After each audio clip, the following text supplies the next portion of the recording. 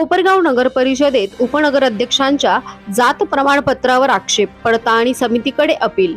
कोपरगाव नगर परिषदेची निवडणूक पार पडून 30 नगरसेवक निवडून आले असून नुकतीच नगराध्यक्ष, उपनगराध्यक्ष, गटनेते व स्वीकृत नगरसेवकांची निवड झाली आहे। मात्र प्रभाग क्रमांक 9 हा अनुसूचित जाती SC प्रवर्गासाठी राखीव असलेल्या जागेवरून निवडून आलेले उपनगराध्यक्ष जितेंद्र चंद्रकांत रणशूर यांच्या जात प्रमाणपत्रावर आक्षेप घेतला जात आहे। या संदर्भात सागर निंबाहेर यांनी शासकीय स्तरावर माहिती घेतल्याचा दावा केला आहे।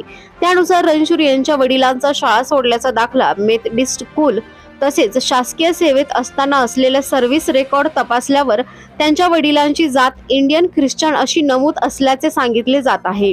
त्यामुळे रणशूर यांनी SC प्रवर्गातून अर्ज भरून निवडणूक लढवली असली तरी ते त्यांच्या प्रवर्गात बसत नाहीत असा आक्षेप नोंदवण्यात आला आहे। याबाबत सागर आहेर यांच्या मार्फत जात प्रमाणपत्र पडताळणी समितीकडे अपील दाखल करण्यात आले असून शिर्डी येथील उपविभागीय अधिकारी यांनी दिलेल्या जात प्रमाणपत्राविरोधातही अप्पर जिल्हाधिकाऱ्यांकडे तक्रार करण्यात आली आहे। ही कारवाई जातीचे प्रमाणपत्र देणे व पडताळणी अधिनियम 2000 च्या तरतुदींनुसार करण्यात आल्याचे सांगण्यात आले आहे।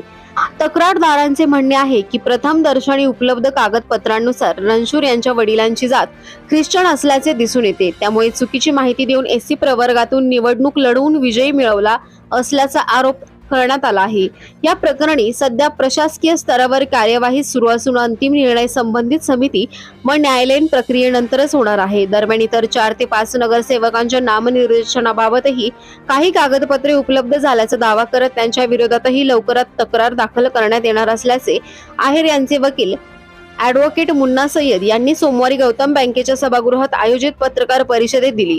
या सर्व आरोपांवर उपनगराध्यक्ष जितेंद्र रणशूर यांची अधिकृत भूमिका अद्याप समोर आलेली नाही।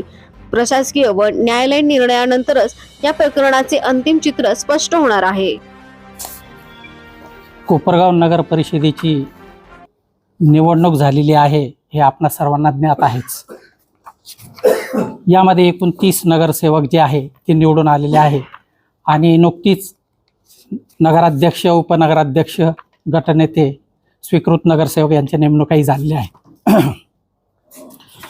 आपल्या कोपरगाव नगर परिषदेच्या प्रभाग क्रमांक 9 हा जो प्रभाग होता हा राखीव होता आणि हा SC प्रवर्गाकरता राखीव होता आणि या SC प्रवर्गामध्ये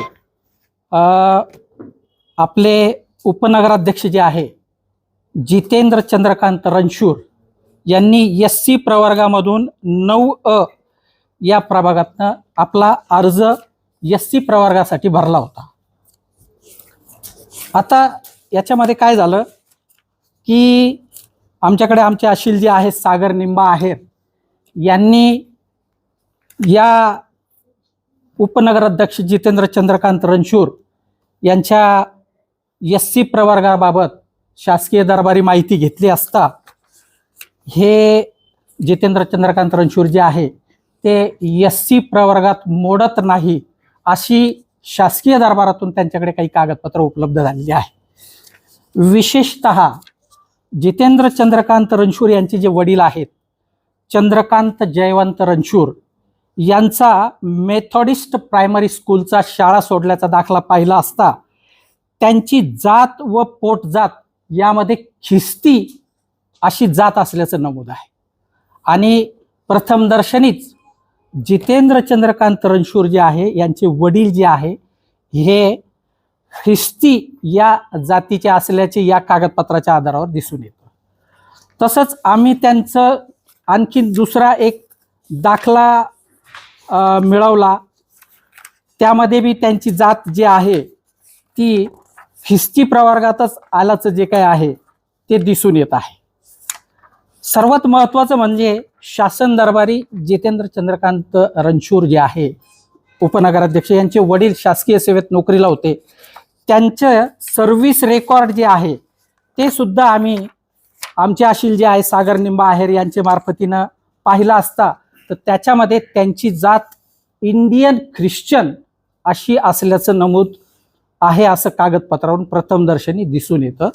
म्हणजेच प्रथमदर्शनी हे उपनगराध्यक्ष जे आहे यांनी प्रभाग क्रमांक 9 SC प्रवर्गामध्ये जरी अर्ज भरला असला तरी त्यांच्या वडिलांची जात ही ख्रिस्ती असल्याचं प्रथमदर्शनी दिसून येत आहे आणि त्यामुळून त्यांनी हा जो SC प्रवर्गातून फॉर्म भरून जे निवडून आलेले आहे ते प्रथमदर्शनीच बेकायदेशीर असल्याचं दिसून येतं. त्यामुळं आम्ही आमचे अशील सागर निंबा आहेर यांच्या मार्फतीनं जात प्रमाणपत्र पडताळणी समितीकडे सुद्धा अपील दाखल केलेलं आहे. तसंच त्यांनी जो जातीचा दाखला मान्य उपविभागीय अधिकारी साहेब शिर्डी यांच्याकडून मिळवला त्याच्या विरुद्ध सुद्धा आम्ही शिर्डी येथील कलेक्टर साहेबांकडं जे आहे ते आम्ही अपील दाखल केलेलं आहे आणि सदरचा अपील जे काही आहे ते जातीचे प्रमाणपत्र देण्याचे व त्याच्या पडताळणीचे विनियम अधिनियम 2000च्या तरतुदीनुसार केलेलं आहे. त्यामुळं प्रथमदर्शनीच जितेंद्र चंद्रकांत रणशूर उपनगराध्यक्ष यांच्या वडिलांची जात जी आहे ती ख्रिस्ती कागदपत्राच्या आधारे दिसून येते. त्यामुळं आमच्या आशिलाचं असं म्हणणं आहे की जितेंद्र चंद्रकांत रणशूर हे जे आहे हे SC प्रवर्गात येत नाही. त्यांची जी नगरसेवक म्हणून ज्या प्रवर्गातून ते निवडून आलेले आहे त्यांनी शासनाला चुकीची माहिती दिलेली आहे. चुकीच्या कागदपत्राच्या आधारे त्यांनी त्यांचं नामनिर्देशन भरलेलं आहे. ह्या सगळ्या बाबी आम्ही वरिष्ठांकडे, जिल्हाधिकाऱ्यांकडे किंवा जात प्रमाणपत्र पडताळणी समितीकडे जे आहे त्या चॅलेंज केलेल्या आहे आणि त्या सध्या त्याची जी कार्यवाही आहे ती चालू आहे. त्याचप्रमाणे आम्ही इतर सुद्धा 4-5 नगरसेवक आहेत. त्या 4-5 नगरसेवकसुद्धा त्यांच्या बाबतीतही आम्ही काही कागदपत्र आमच्याकडे उपलब्ध झालेली आहे आणि त्यांनीही अशाच प्रकारे नामनिर्देशन चुकीचे भरून आणि आपल्या नामनिर्देशनामध्ये चुकीची माहिती देऊन नगरसेवक म्हणून निवडून आलेले आहे. त्याचीही काही कागदपत्र आमच्याकडे उपलब्ध झाली आहे. लवकरात लवकर आम्ही त्याच्या विरोधात सुद्धा कारवाई करणार आहोत. प्रकारचे जेव्हा आरोप केले जातात आणि कागदपत्री पुरावा सादर केला जातो तर समोरची पार्टी वेळ काढूपाना नेते. तर यामध्ये पर्टिक्युलरली आम्ही ह्या पर्टिक्युलर पार्टीला कोणताही वेळ देणार नाही. आम्ही जिल्हाधिकाऱ्याकडे असो किंवा न्यायालयाकडे असो किंवा जात प्रमाणपत्र पडताळणी समितीकडे असो तिथं योग्य वेळेत आणि शक्य तितक्या लवकर याचा निकाल आणि त्याचा छडा आम्ही लावणार आहोत. हो आहे ना टाइम लिमिट. त्याकरताच आम्ही त्या टाइम लिमिटची मागणी करणार आहोत.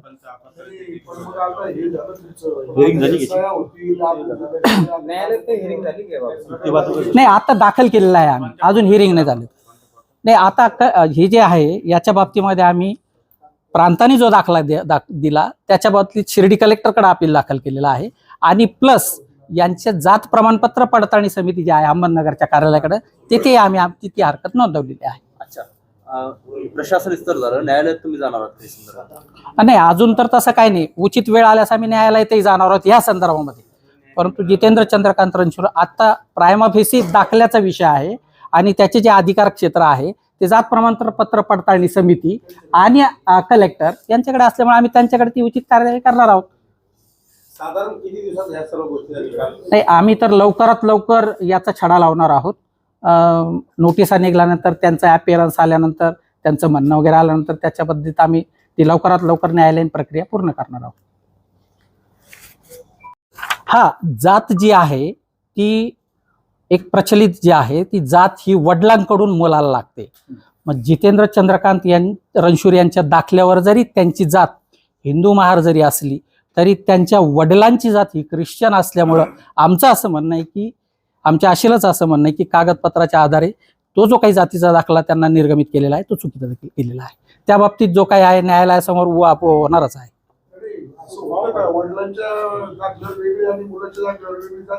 नाही आता आमच्याकडे तर तसं प्रकरण आलेलं आहे.